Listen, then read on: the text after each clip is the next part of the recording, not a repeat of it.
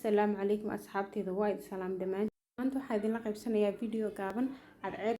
oo kulul ayaa maanta jirtay marka caruurtan waxa waa ogtihiin in la bixiyo weeyaan marka ma bixin waxaan dhahay kaalay maadaama cadceed kulushahay berrin ma aragtay ay isniin tahay oo haddana isku diyaarin la galayo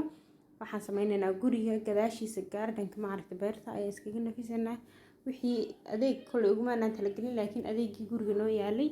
ayaan ma aragtay soo qaadnay caruurtii isla caawinay isla sameynay isla hagaajinay shaqan iyagana uu sameeyay ma aragtay marka waqti fiican ay isla qaadanay oo ma aragtay ilmaha hadaan la mashquulinin adiga ku mashquulinayaan marka insha Allah holiday baa soo socda waalidiinta dumarka gabdhaha ay u xiran